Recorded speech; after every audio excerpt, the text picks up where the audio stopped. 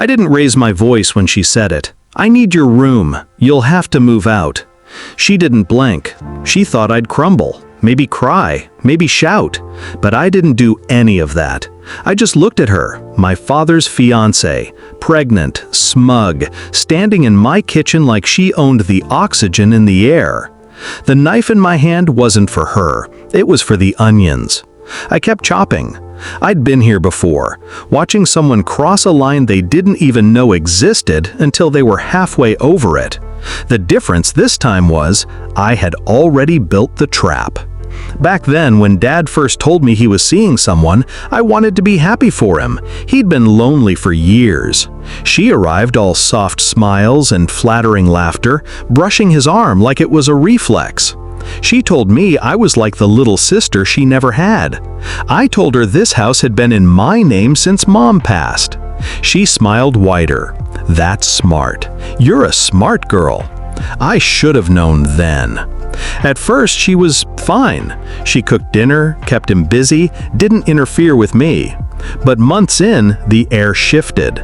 She started suggesting changes to the house, rearranging furniture, hinting that my room was too big for just one person. Then one night, Dad said they had big news. She was pregnant. He beamed like a man given a second chance at life. I smiled for him, not for her. The cracks appeared slowly. Dad started deferring to her on everything, money, plans, even the repairs I usually handled. She had her phone glued to her palm, typing quick, secretive messages.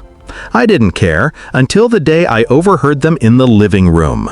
"She needs to be independent," she whispered. "This house is wasted space for her."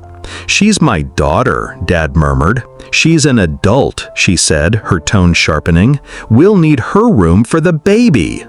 I stood in the hallway, perfectly still, absorbing every word. And I decided right there she would regret underestimating me. The plan began quietly. I didn't confront them. I didn't warn her. I simply called my lawyer. Yes, my lawyer, the one I'd had since Mom left me this place. We reviewed the title deed. Clear as glass. My house. No joint ownership. No loopholes. Next, I made some updates. Security cameras, smart locks, an upgraded alarm system only I controlled. Then I visited the bank, set up a trust. Every financial thread tied neatly to me. Impossible for Dad to touch without my signature. I waited. 2 months later, she cornered me in the kitchen. The bump on her stomach was obvious now. "You should start packing," she said, tilting her head like she was offering kindness.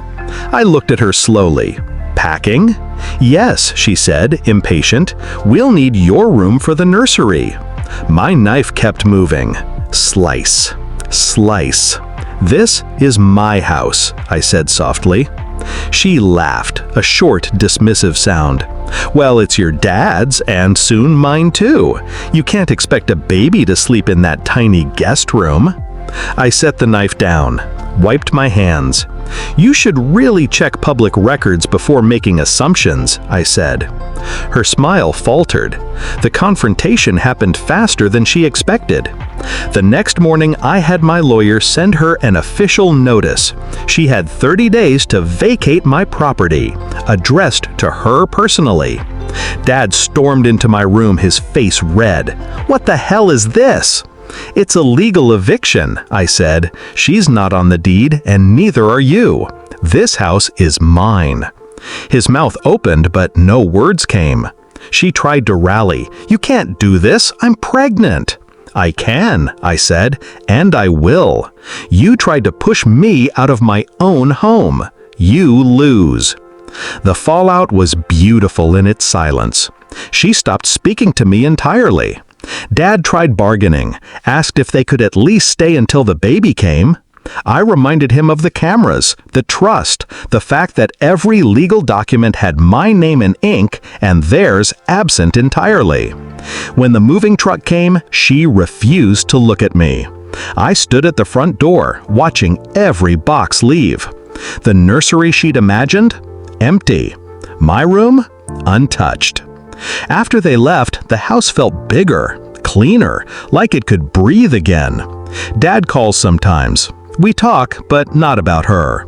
The baby was born somewhere else. Not my problem.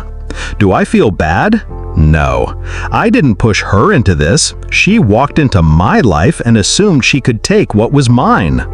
Now, when I stand in the doorway of my room, I think about the moment she told me to leave, about the smug curl of her lips, about the knife in my hand, steady, patient. She thought she was moving me out. She never realized I'd already moved her out in my mind the second she said it. Some people think revenge has to be loud, dramatic, but the best revenge?